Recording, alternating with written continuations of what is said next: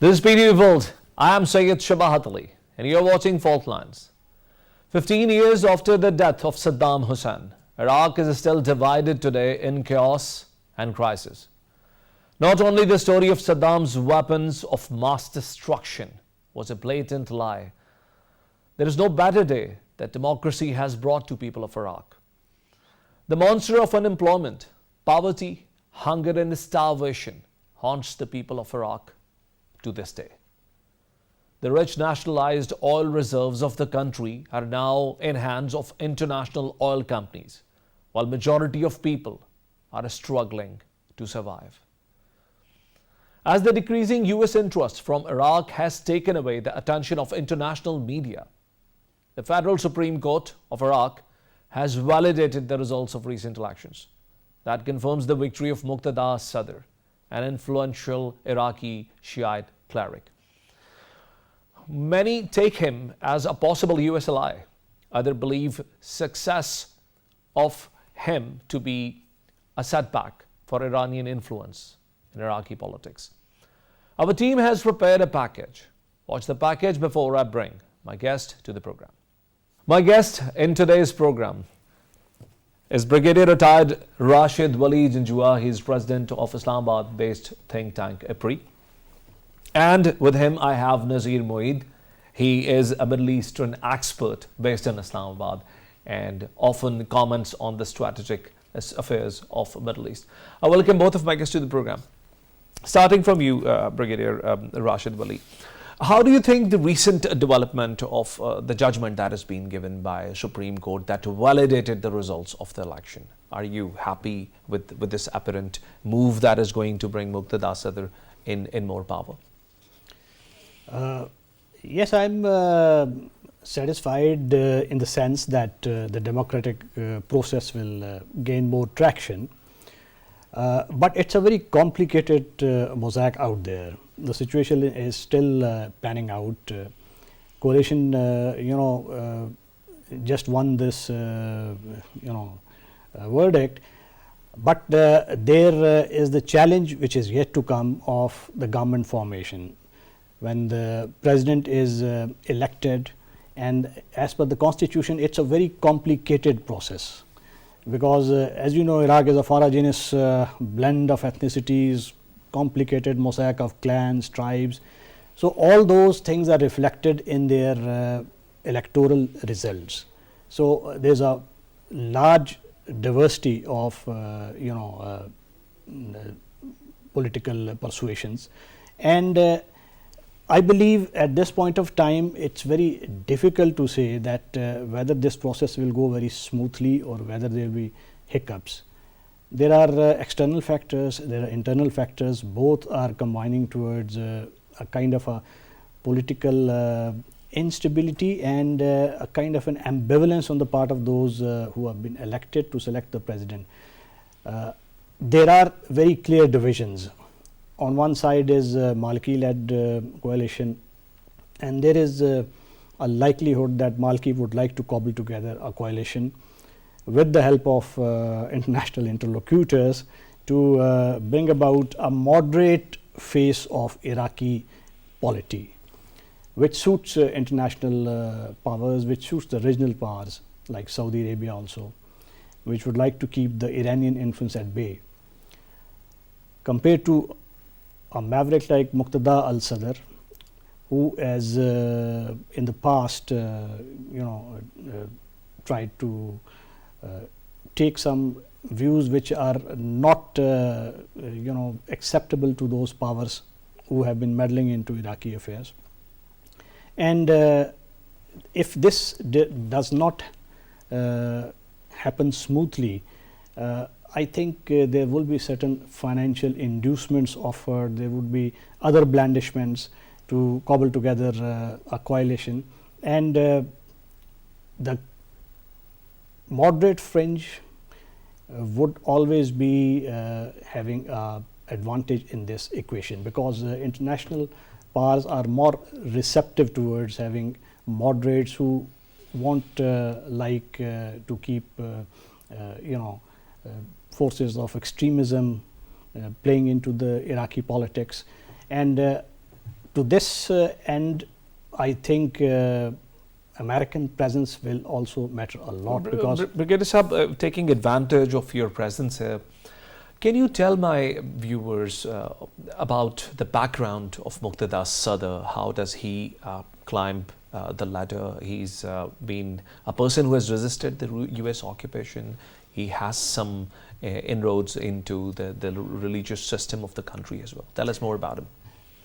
He has a history, and he's son of Sadiq al-Sadr, who was a charismatic cleric belonging to the Shia persuasion. And you must understand that despite the Iranian influence which is gaining ground, there is a palpable presence of Iraqi brand of Shiism led by Ayatollah Sistani.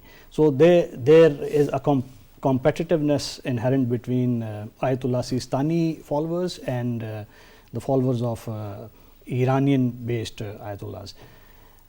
Muqtada al-Sadr is a legatee of that Sistani tradition, and after his father, who was murdered during Saddam's time, the sympathy factor also played to his favor, and he started off as a resistance leader, and he is the only leader who articulates very clearly and very strongly the desire to rid the country of all foreign presence. He has shown up at Green Zone quite often, trying to break through, and he believes in stamping out all the vestiges of foreign influence out of Iraqi politics. And at the moment he has the backing of Iranian based militias also. Then he played a very important role in his struggle to organize those militias and to fight ISIL, and that is why that is what adds to his power.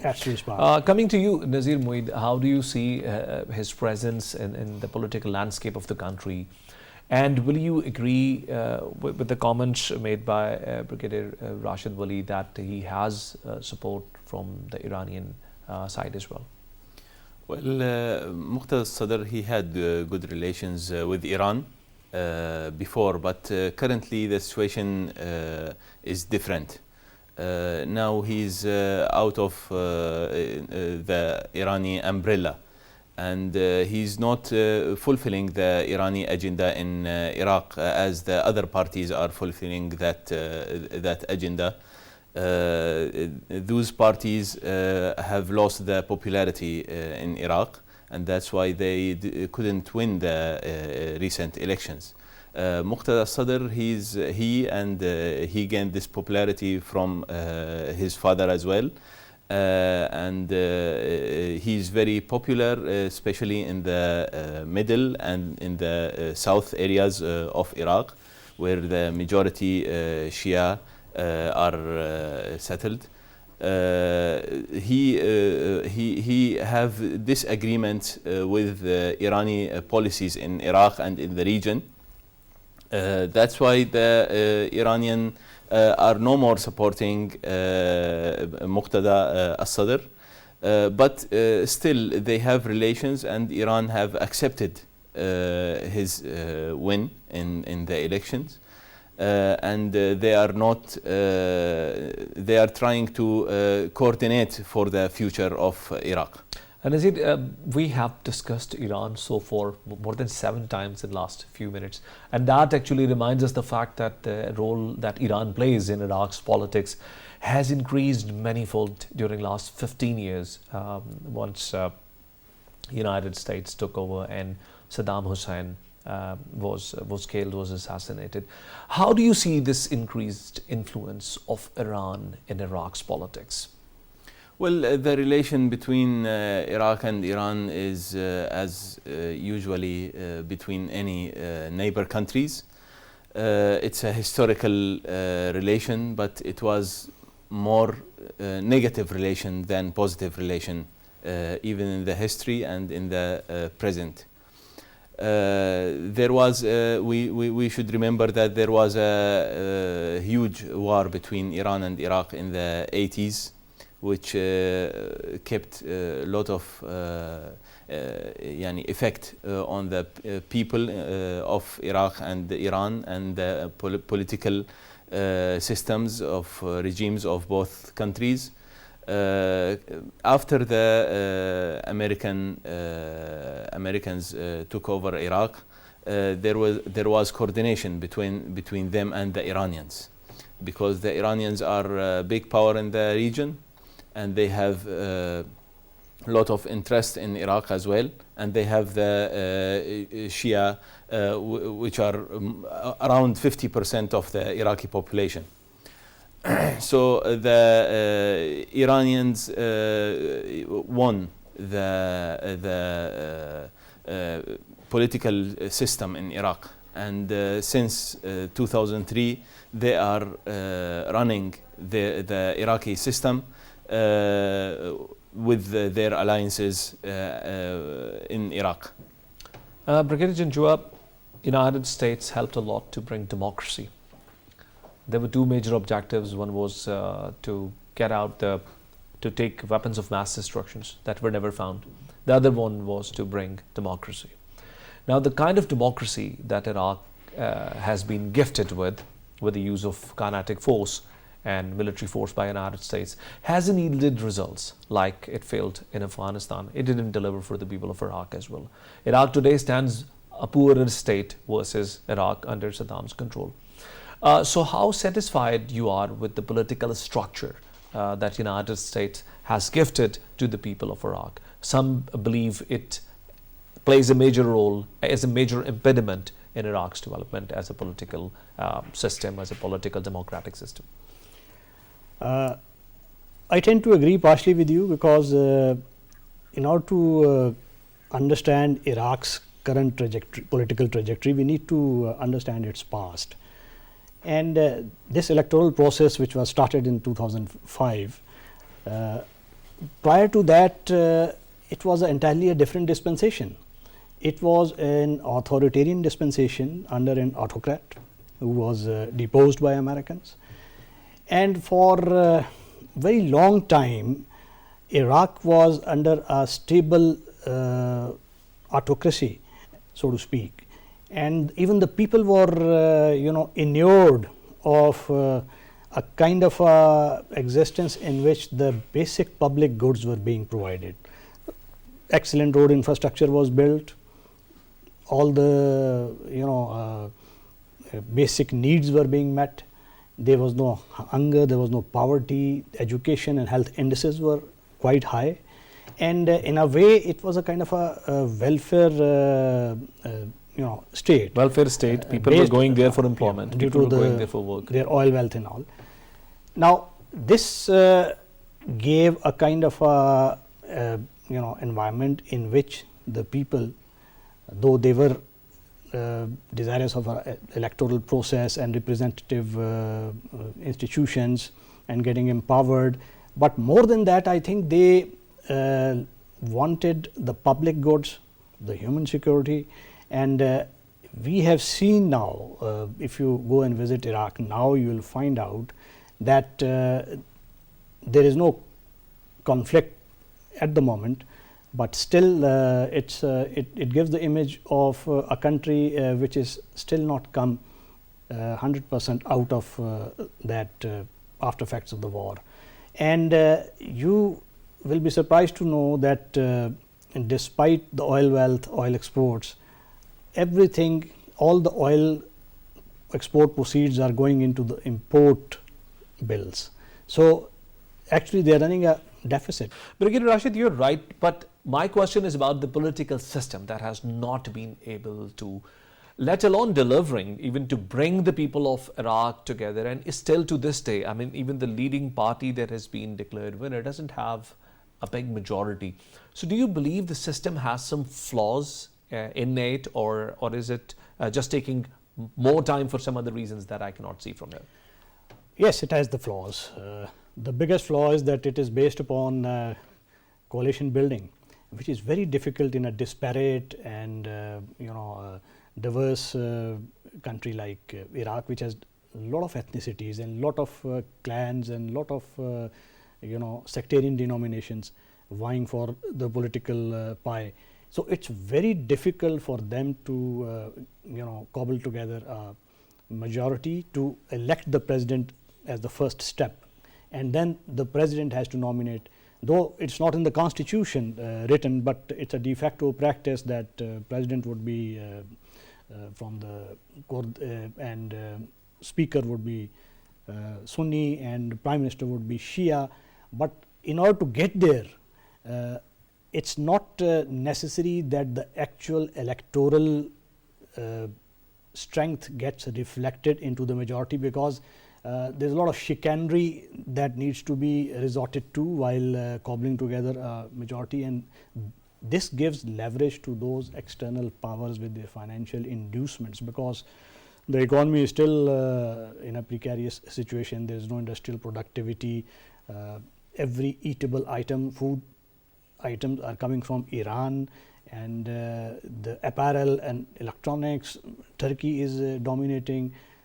Some 80 kilometers of their territory Iraqis resent has been encroached upon by Turkey. So they have their own issues, and in which all those forces they find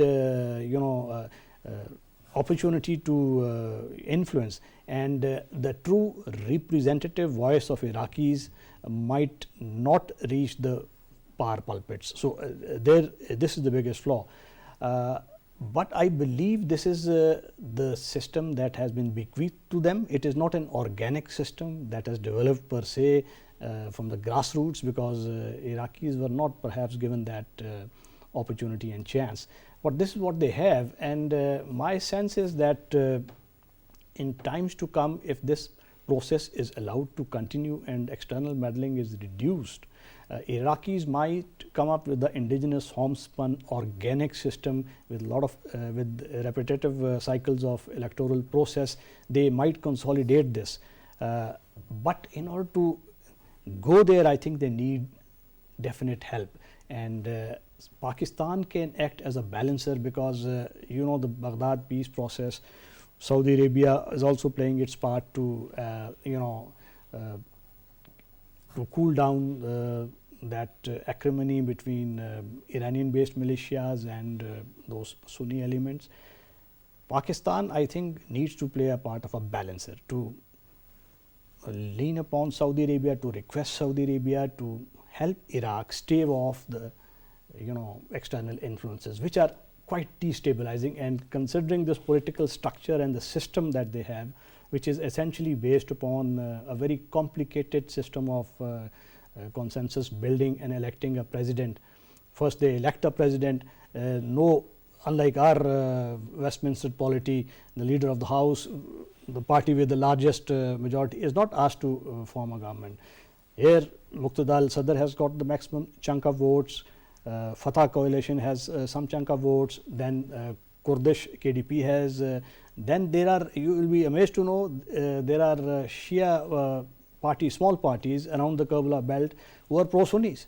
So it's a very, very complicated situation in which it's difficult to build a consensus and elect a majority through a consensus. I would like to invite comments from Nazir, because Nazir is originally from Iraq and understands the system from more close. So what are your expectations to begin with from Muqtada Sadr, and would you comment on the ethnic divide that Brigadier Janjua has very wisely pointed out? The Iraqi people expect that he brings a positive change to the political system in Iraq, to the government structure as well, because in the past it was a sectarian governments which were leading the state, as Brigadier has mentioned. It was a totally sectarian system, and that brought no benefit to the people of Iraq. It was all the parties, all the politicians were just working and for their own interest, and this didn't benefit the normal people. And what is expected from Muqtada, as he promised to the people that he will bring change and he's going to restructure all these systems. And he is very popular in Iraq, mostly in the Shias, and also he's accepted in the Sunnis, and he have good relations with the Kurd as well. So he have better chance to bring positive change to Iraq. And Nazir, how do you see his role when it comes to the relationship with the United States, which is still going to have a lot of say in the economic situation of the country? Would you believe him to have better relationship with the United States, or would you believe under his leadership Iraq will drift further away from United States camp? Well, even though he in the past he was fighting against the Americans, and he was from the Iraqi resistance, part of the Iraqi resistance, which was fighting against the American when they came to Iraq, when they invaded Iraq, basically. But now he have better understanding with the Americans. The Americans also understood that the political situation they brought in the past was not successful, and there should be a change in Iraq to play a better role in the region, because the whole region have changed, and Iraq need to change as well. So Muqtada says that we can have good relations with the Americans, with the condition that they don't interfere in the Iraqi legitimacy. And Brigadier Jinchua, how do you expect Iraq's democratic process to go forward from here? Do you think this is a step that is going to bring more unison in the national politics? Or do you believe that the polity is still not on the track of being integrated, as you very rightly pointed out, that the system is still based on ethnic lines, and there are still fractures in the political system? Yes, I believe it's not going to be a smooth run from here onwards. System is still vulnerable to ethnic, sectarian, and even Arab, clan-based cleavages. There are issues between Kurds and Sunnis, Kurds and Shias, and within the clans. But there is a groundswell of Iraqi nationalism. Therein lies the hope. And Muqtada symbolizes that symbolism. So he is a populist leader, and like all populist leaders, he is challenging the biggest power that has kept Iraq under its sway. But I suspect that this process would not yield political stability. Why? Because the power which is still holding the reins of their military training, military advisory, in many ways their polity also. United States still has 2,500 troops and a very large, strong embassy, 5,000 people. It would not countenance a return of populist leader who is strong, who symbolizes the Iraqi nationalism, because that Muqtada Sadr's advocacy of Iraqi nationalism, it rubs some powers the wrong way. Like he has criticized Israeli developments in Erbil, in Kurdistan, and he is viscerally opposed to Israeli presence. So that might not resonate well with the Americans, and they in turn might like to lean on Noor al-Maliki and encourage him to cobble a coalition comprising Kurds, Sunnis, some Shia factions, breakaway factions, and maybe woo some other independents to cobble a coalition and gain majority, but at the cost of inclusiveness. The biggest faction which has won might be pipped at the post and might not win the race, and therein lies the seeds of instability, to my reckoning. Thank you very much, Brigadier Rashid Janjua and Nazir Moeed for being my guest in this segment of program. Ladies and gentlemen, we'll take a break and we'll join back with a second segment of the program. Stay with us. Thank you very much.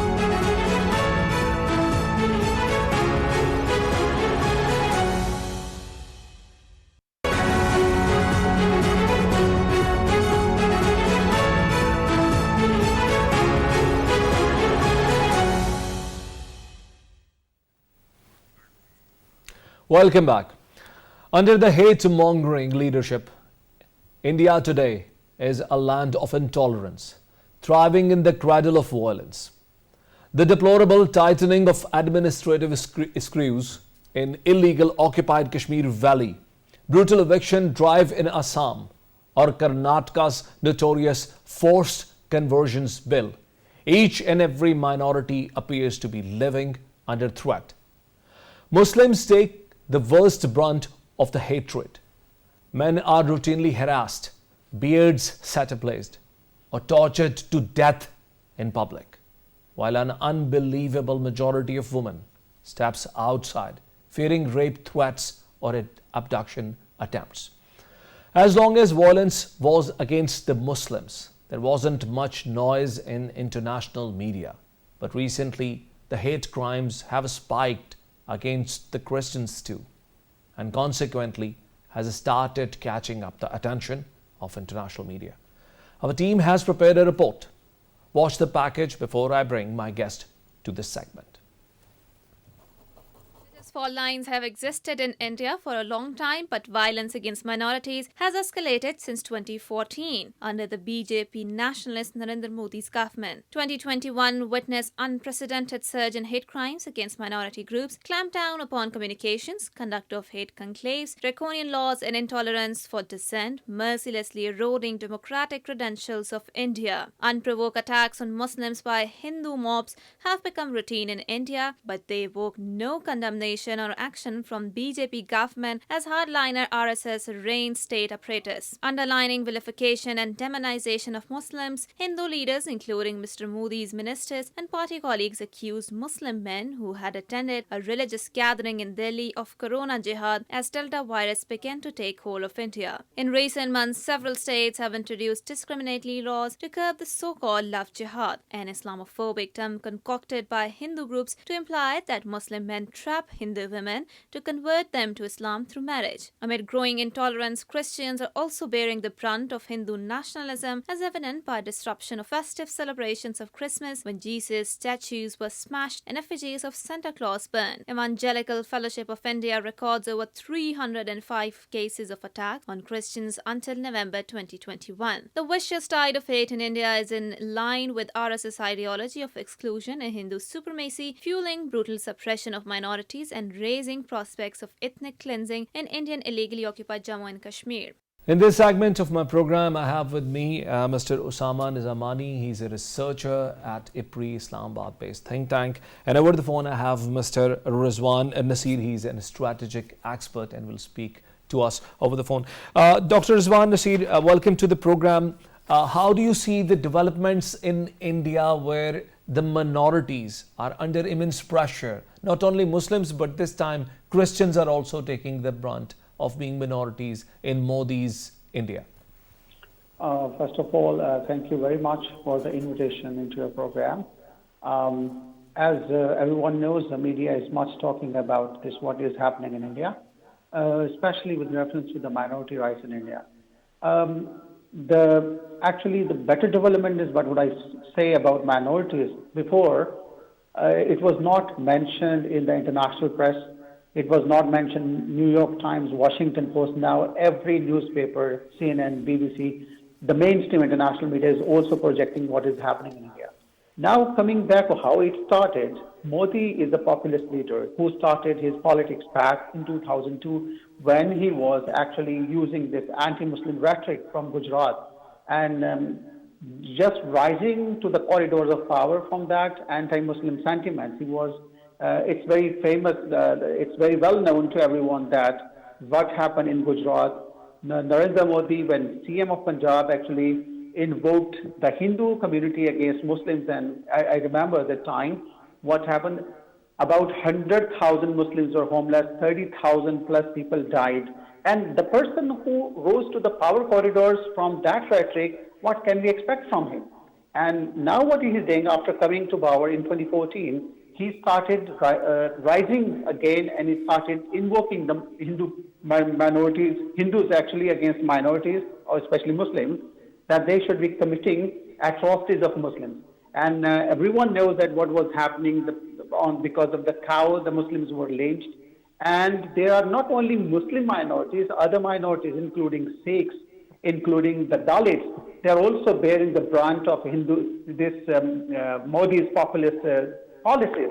Now, I would like to say that even the world is watching what has happened due to the Christmas. I think now the Christian countries who have a majority of the Christian population, United States and European Union, they should look at this, what is happening to the philanthropic practices of Mother Teresa.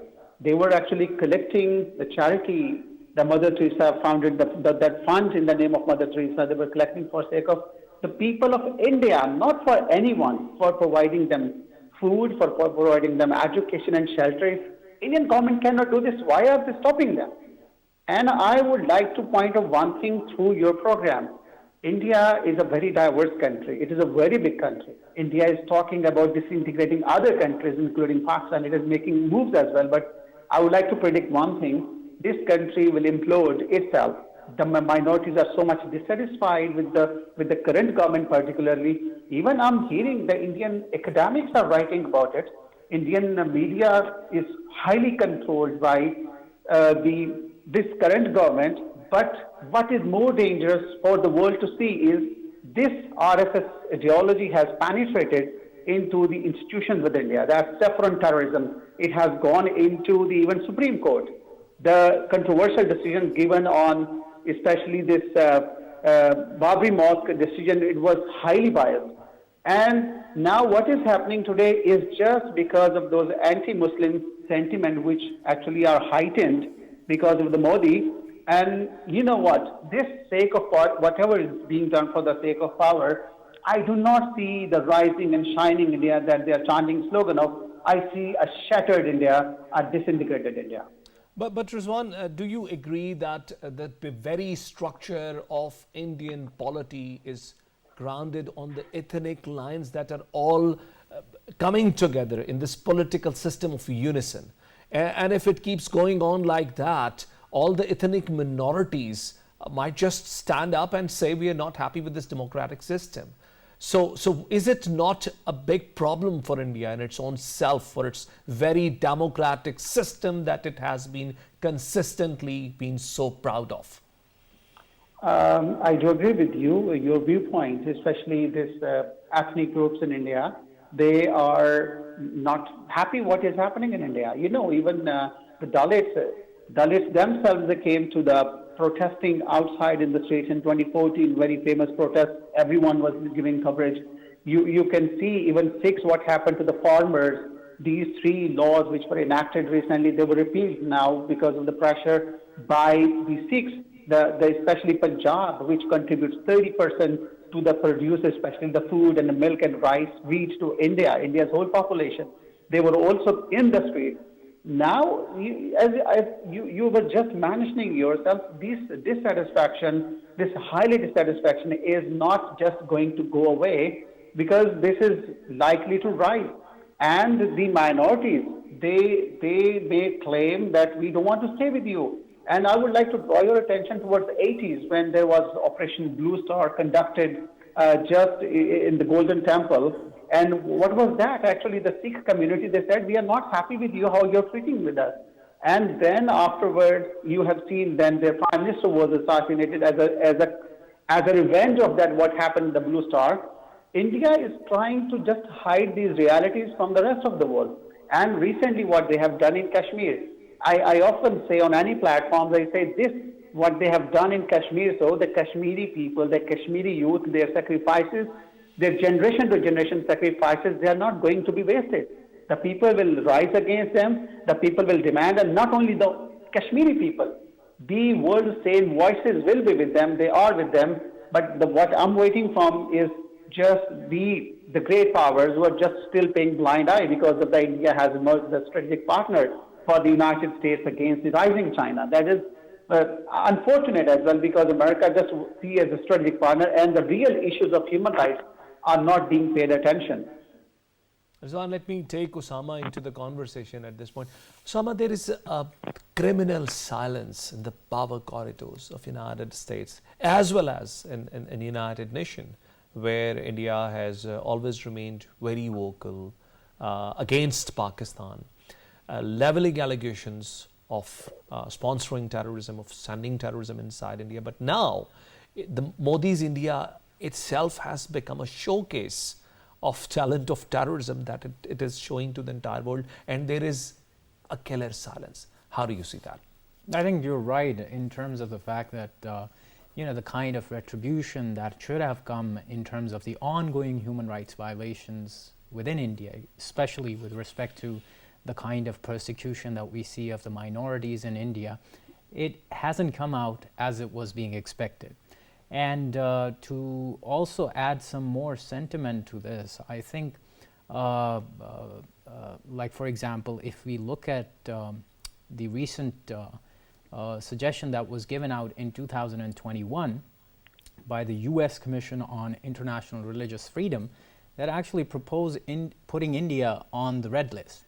Unfortunately, that proposal was put down by the US State Department, and that is understandable since US sees India as a counterweight to China in this upcoming strategic competition.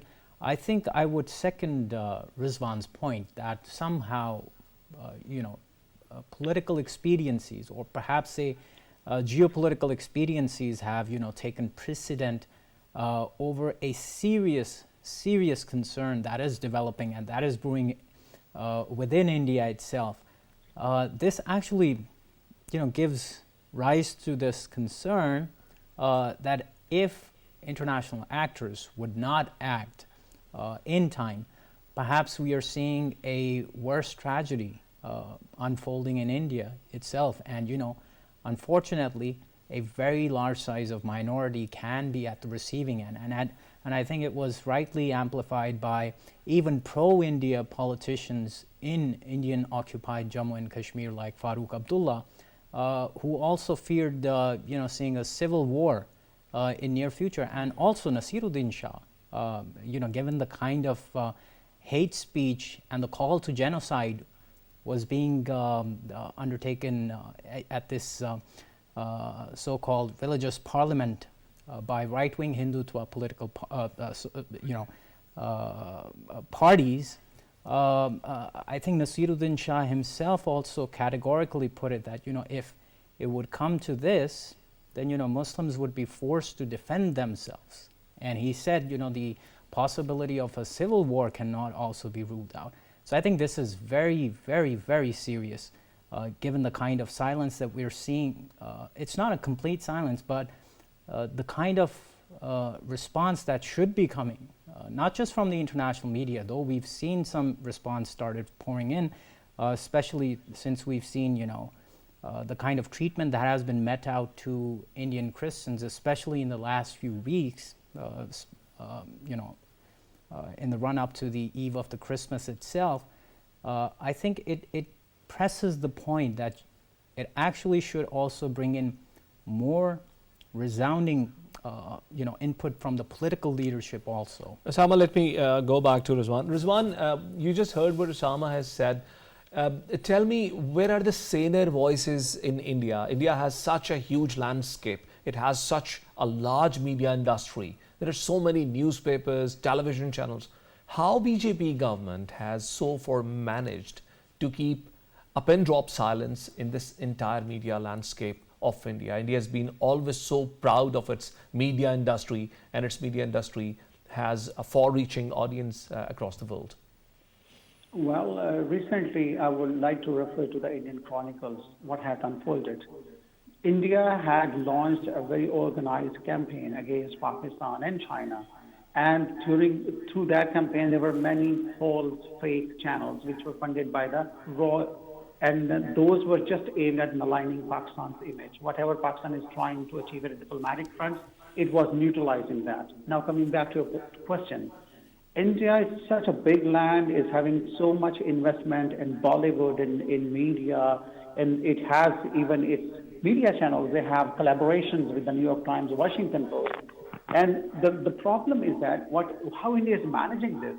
Today, the world we are living in, the world is the misinformation and disinformation world, where one fake news you are just spreading around and every media outlet is talking about it. We have a human psyche that has a natural glitch in it. And that is, if we are hearing the false news about 10 times, we start believing it. This is true. But this is how India is trying to put its narrative in the minds of other people, in Europeans, in the Americans. That is the target audience of Indian media. And whatever is happening, I would like to draw your attention when this Article 370-35 was revoked. The Indians, they had clamped curfew in Kashmir Valley just to show rest of the world. The Sharukh group, they organized a tour of the European diplomats in the selected area of Jammu and Kashmir just to show them all is well. Nothing is happening here. People are not protesting. There is no media blackout. There is nothing. Internet is available, etc., etc. Now, I want to say just one news. When the European parliamentarians came there and went back, they said, yes, everything is fine. And could we believe how this kind of tailored information is pumped into international media outlets and everyone talks about it? This is how India is controlling media, India is controlling its narrative, India is managing its media campaigns. And through those campaigns, what are the real issues in India? What are the plight of the women in India? There was so much rampant rapes in India. Even the European, they were issuing alerts to the women, tourists, don't travel to India. This is unsafe for you.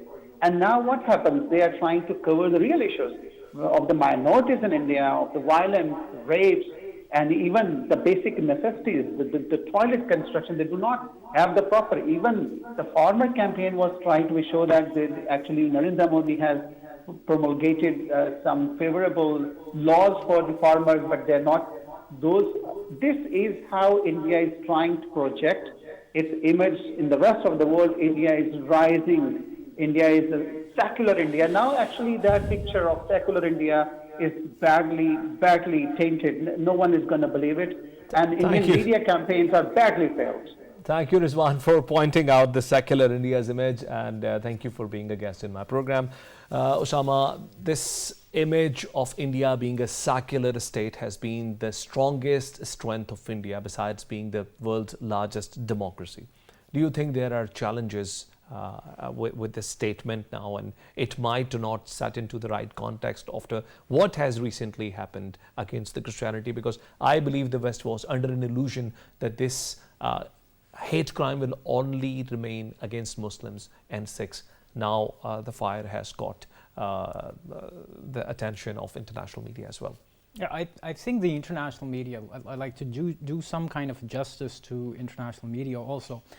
I think previously it was being reported that the kind of violence that was taking place against Muslims also, even after the rise of Prime Minister Modi into power, after BJP won elections in 2014. So it has certainly come into the notice of the international media, but I do agree that the kind of attention that persecution of Christians has finally managed to show that it's not just one entity, but there are multiple groups that are actually at the receiving end of this extremist violence at the hands of BJP, its ideological sympathizers like RSS and so many other different parties. So I think the one thing that we should really be looking at over here is that India was among the few leading countries that actually contributed towards the Human Rights Declaration. What we now see is that slowly and surely under BJP, ever since after 2014, the size for different minorities is frankly shrinking. The religious freedoms, the political freedoms, basic freedoms are actually shrinking under BJP in power. I think the other element is also the fact that the Article 2 of the Genocide Convention actually prevents any state, any non-state actor from persecuting any entity within a state simply for the fact that they happen to be persecuted on the basis of their religion. So I see that these two instruments of international law are being violated under BJP in power. I think this is one significant point that needs to be underscored. The other fact is this, that if we combine the Muslim and the Christian population, setting aside the Dalit population for a moment, we have 230 million people that are being actually threatened of violence, of being prevented from practicing their religion, of propagating their religion also. So I think there's a very good opportunity if the international community can take notice of the fact that Abrahamic traditions are actually under threat of violence from BJP and its political ideologues. Thank you very much, Osama, for bringing this up, and thank you for being a guest in my program. Thank you. Ladies and gentlemen, as my guests have pointed out, and as we can see in the reports published in international media as well, the minorities in India are now under constant pressure, and there is different kinds of violence that has encircled the lives of minority in India. Any democracy cannot sustain this, let alone a country of size of India will never be able to come out of a burden of oppression and torture against its own minorities. We'll join you next week with another program. And until then, Allah Hafiz.